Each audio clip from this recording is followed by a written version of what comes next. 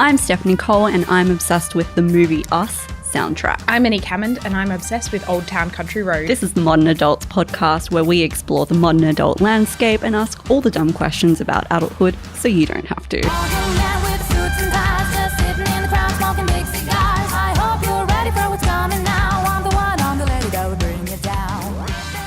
Coming up in this episode, we're talking about being obsessed with homewares. Is it okay? We say yes. Hell yes. But first, how to successfully move out of home. How to successfully move out of home. So, moving out of home, difficult task. Moving anywhere, pretty difficult. Steph, how long have you lived out of home? Oh, so I moved out of home probably around September last year. That means nothing in the scope of the podcast. Yeah, I'm sorry. September 2018. I kind of accidentally didn't mean to. My partner moved out of home and I'm like, oh, I don't really want to go home now, hey. So I just kind of moved in. Oh, God. So when you moved in with Kate, did she live with roommates or did she live by herself? Yeah, so we lived with a roommate, which I wouldn't recommend to anyone because I assume it's probably really awful living with a couple. I never lived with a couple, but roommates are good, like sometimes. Yeah, they are, definitely. Yeah. I think we were very super conscious the entire time because I think I would hate if I was in a situation where I was living with a couple. Yeah. I would feel super awkward and imposing. Ganged up on? Yeah, exactly. So we've had a few instances where we've had like arguments with roommates and whatnot. And I think the hardest part about that for us was feeling like we were ganging up on this person and we never wanted that because we would hate that ourselves. So we were very kind of super conscious about that. I think it's kind of unavoidable though. Yeah. Sometimes with roommates, like there's always going to be like, I get not cliques, but there's always going to be people you get along with better than others and people whose opinions you're like, yes, I like that rather than. And there's always going to be someone who's kind of on the outs. So that. And I think everybody is used to different things. Everyone was brought up a certain way. Like even moving in with a partner, you're going to have a few tiffs. You're going to have an adjustment period where you get used to the other person's habits and things that they do that annoy you that you would never do because you were brought up differently. Like what? What's an example? Oh, I think it's more me. The worst. Yes, I see that. Poor Kate.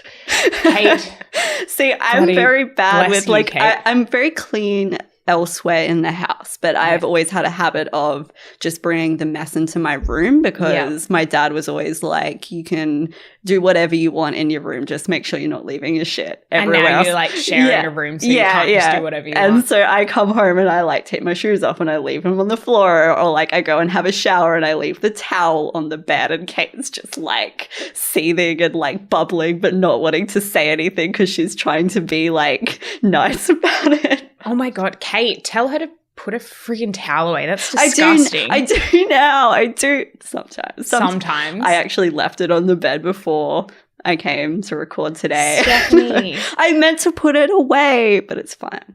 It's fine. Tell me about your living situation. Good deflect. So, I've been living out of home for like about 8 years. I moved back home in that time for like brief periods. So I first moved out of home to live on a uni campus and that was really good. It was like just hanging out with my friends all the time. So someone cleaned my room. That was really nice of them. That's weird. That's an invasion of privacy. What, someone cleaning my room? Yeah. Are you kidding? Someone came in and vacuumed for me like every week. It was like fucking amazing. A cleaner? Yeah. Oh, I thought you meant like a roommate. And I'm like, that's weird. God, what? No. So it was amazing. So the shared spaces got cleaned like either daily or every second day. And then they would like vacuum your room for you once a week. If you didn't have things on the floor, I always had things on the floor. I was like so gross when I first moved out. And now I'm like super neat. Well, not super neat, but I'm way neater than I was. And then I moved into like a rented room in a share house. Like it was an old converted motel and there was like, how many of us? Like 20 people living there. And we all shared a kitchen and like 3 bathrooms. And I like pretty much never left my room. My room was great. I had like my own fridge and like also, I had a sink in my bathroom. I feel like it was amazing. Like, I don't know, but I just, like, now we have an ensuite next to our bedroom. Like, that's good, but it's not a sink in the corner. And really, that's what I need out of a room from now on. Like, honest to God, it's the best. Like, you never realize how much you need a sink in your room until you have one. Okay, let's say that you're building a house. Would you design a sink? No, I would give bedroom? myself an ensuite, which is like close enough and it's not as weird. But in like old-timey hotels, they had like sinks there and you would just like, to like shave and stuff in the mirror. I don't know. Wait, you're shaving in the sink in your room? Not me, but like men with beards might. God. And then I moved in with my partner. So those are my like brief housing situations. And also, actually, I lived with my aunt and uncle for a little bit, which I count as moving out of home, even though it's moving into the closest thing of home that there is, which is with another relative. So what's one thing that you didn't think of that you wish you had when you moved out of home? Just how much you have to do everything for yourself. I know. I remember like so distinctly, I moved out and I was at uni. And then like a couple of months later, I got really sick and like I had a really bad flu and like I had no Panadol. I had no anything. And I was like, I need someone to go get me like Panadol and electrolytes and like chicken noodle soup. And like, I mean, I had friends and stuff, but I was just like, I can't ask them to go to the shops for me. And like my mum was in Perth and I was like, because I was in New South Wales and I was just like, no one's taking care of me and I'm really sick and like, what am I going to do? You know? What if you die in this bed? What if I die in this bed? No, people came and checked on me like, so that was all right. And like a friend, I think, went and eventually got me stuff, but I was kind of like, holy shit, like there's no one to take care of me. Like I have to take care of myself. Like what the fuck? Yeah. So that was like a hard transition, I think. Yeah, definitely. I definitely feel like the longer you move out or you've moved out of home, I think the more it becomes apparent that you have to do everything for yourself and it sucks. And I think maybe the trap of moving in with your partner is that if you're very used to having everything done for you, then someone can abuse that situation. Yeah, so that's one thing you want to be careful of. And I think maybe I'm actually definitely guilty of it, especially like leaving towels, but I don't mean it in a pick up after me way. It's just like, I'll get to that later, but I have to be more aware of who else is sharing the space. Exactly. And I think that was good for me, like for me personally to have lived. Like I've never lived by myself, like in a house that's just mine. But like I've lived on my own where I wasn't relying on anyone or dependent on anyone. And I think that was really good because like when I first moved out, really like super messy. And then like I had to start cleaning up after myself. And so I think if I hadn't had those experiences, I probably wouldn't have, become a nice housemate like I am today. Such an angel. I am. Jamie's the messy one. He never wants to vacuum. Okay, let's talk finances. Should we just cue the Rack City music? No, we should not cue. That song does not go with any segment ever. Okay, but finances. There's a ton of bills. Electricity, gas, water. Internet. Phone bill if all of a sudden your parents aren't paying that anymore because you've moved out of home. You've got to get renter's insurance in case everything goes up in smoke. Health insurance. Well, you've also got your own bills as well. Wait, do you still have to pay health insurance? Yeah. Don't you have health insurance? Yeah. But I still was under my parents' health insurance until I was 25. No, I pay my own health insurance. Okay, well, maybe if you're under 25, you don't pay your own health insurance. But if you're over 25 or Steph, you do. Food is a massive expense. God. It's probably, we've gotten it down to about, we can do it for like $60 a week. We're pretty good with it. Yeah, Jamie and I can do it $60 a week, but we don't. Yeah. Especially because if I add on how many times I buy lunch every week, it's a lot of money. Exactly, yeah. So that's expensive. There's also just like replacing things that come up. So like your toaster breaks and then you've got to go and buy a new one and like, or towels are getting disgusting, so you've got to get new towels. Like just replacing stuff like that comes up, or just like bits and pieces that you need. Like I don't know, a pair of scissors and then you lose them and then you've got to get another pair of scissors. Like all that shit adds up. It's, yeah. Also, when you move out of home, you've got to pay a security bond.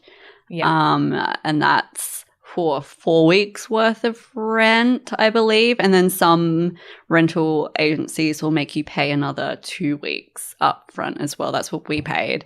So it ended up being like almost $2,000 just on that. Yeah. And then when you move out, you've also got to clean the house, and some places make you professionally clean it, which is very expensive. Another $600. That's when we moved out of our last place. We had to pay that. That's a lot of money. As well as the new security bond at the new same place time. at the same time. That's hard. Yeah. So don't move at Christmas, because we did and it was awful. Yes.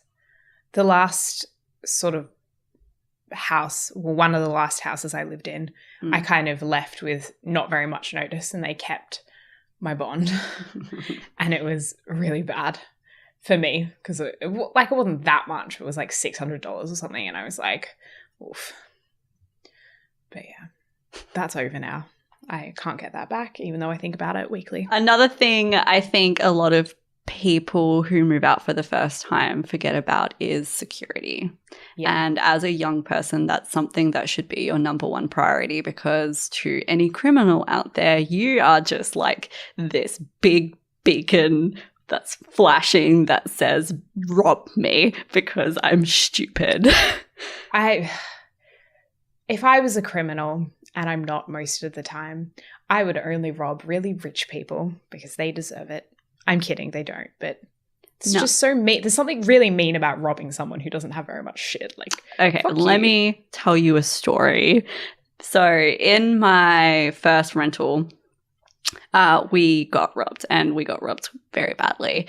Me and Kate went out to dinner, and we came home thinking everything was fine. We actually like pulled up, and this car kind of pulled up beside us, and we were like, oh, that's really weird. And then we got out of the car and we saw someone running into the car, and we were like, oh, that's weird. It must be just like an Uber. Now we think it was a getaway car, but it gets worse. So we go in and we think everything is fine. The cat is being weirdly affectionate. So we were like, what the hell is going on here? This is a great night. And the scary part about this story is that me and Kate were like in the bedroom chatting for a good like 15 minutes. And then we go to have a shower and we come out. And I go looking for my phone and it's missing. And I'm like, what the hell? Where's my phone? Like, not thinking anything of it because my phone is always missing. Yeah. And then Kate comes out and she's like, I don't know where my phone is either. And I'm like, oh, that's weird. Maybe we left him in the car. And then Kate walks around the corner and she sees the front door is wide open. We're like, what the hell? Did you not close the front door? That is so weird, because we're both freaks and like everything has to be closed, especially like if we're in the bedroom and whatnot. So we're like, that's so weird. And then I look down and my roommate's Xbox is gone. And I'm like, oh, maybe she took it somewhere. That's so weird. And then I go look at the bench and my keys are missing. And I'm like, what the heck? And so we run outside and my car is missing. And yep, so during that time when we were in the shower, this person was in the house whilst we were in the house. That's so terrifying. I know. They must have just been watching us like move around the house, which is terrifying. And so, yeah. And then we found out that my car was torched that night.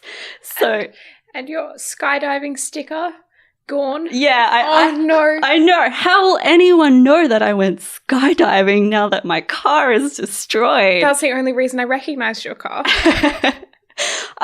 So the moral of the story here, guys, is don't leave your windows a little bit unlocked because somebody will get in. And I think for women especially, you need to be very careful. And I don't want to like victim blame or anything. This is not that kind of story. It's just that I think women in a lot of cases are much more vulnerable, and we need to be aware that there are very bad people in this world. So for me, now I actually deal with a lot of anxiety around security. So moving into our next place, we now live in a villa, which was really important to us because we wanted to feel like we were in a more of a gated community. So I think if you can, one, afford to, I would suggest getting security cameras, especially if you are single and living alone. And I would suggest to get very good locks. Make sure that you are checking the windows every time you leave the house and locking the door, which I know is like people should do anyway, but you like get comfortable in a place and you forget. Yeah. That's my point, is like we got really comfortable in our last place and we became a bit like chill about it. We became really chill about it, and then something bad really happened. Yeah. And now, so going forward, I am very anxious about security. So if that's one thing I can put out into the world, I suggest really focusing on security. All right, let's get back to a lighter note because that got a little bit dark and sad, I think. A little, yeah. Everyone should stop worrying for a moment and think about towels. It's fine to move out of home, guys. I'm just stupid. No, you're not stupid. It really is fine to move out of home. It was unlucky, and you've made steps to resolve it. And lesson learned, honestly. Yeah. If anything had to come from it, is a major lesson was learnt. Yes. But moving on, I want to talk about homewares because I really fucking love homewares, and I want to discuss why the hell our generation is obsessed with homewares all of a sudden, because it's really weird, but I can't stop thinking about them. Yeah. So I was reading a recent Mamma Mia article about why young people are so obsessed with Dyson vacuums. And all I could think about when I was reading it is how badly I really wanted to leave work and buy a vacuum that I couldn't afford.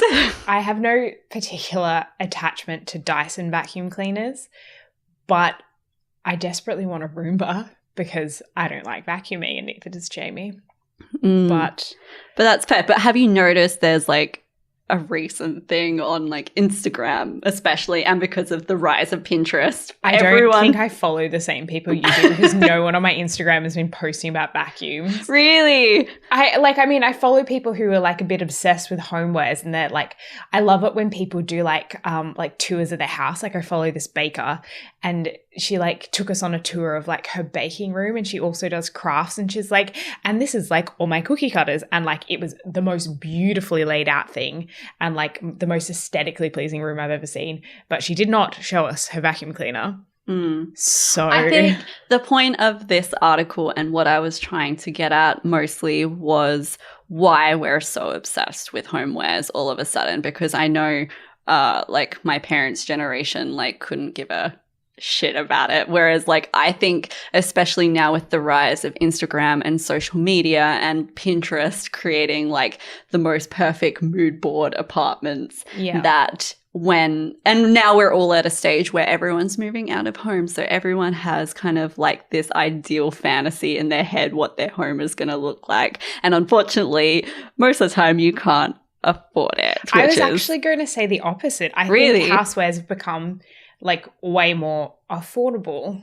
Oh, yeah, that as well. So I think like you look on, I don't know, where people get their most up-to-date homewares. You look on Better Homes and Gardens, right? Which is obviously where everyone from our generation is getting their inspiration from. And you look at that and you see like the country living house, and you're like, okay, well, that's all from like a super expensive store. But you can actually now go to Target, go to Kmart, go to like Big W and get similar things like on a much smaller budget. So I think like the changing landscape of homewares, you can kind of always keep up because it's not as expensive anymore. Like, I mean, it's still expensive to like redo your house once a week, but I think it's a mix of both, people having the ability to be able to share what their home looks like more now, as well as the mix of homewares and furniture and whatnot becoming more affordable and more accessible to people who are on more of a minimum wage. Whereas before that was kind of like a fantasy, something to kind of invest into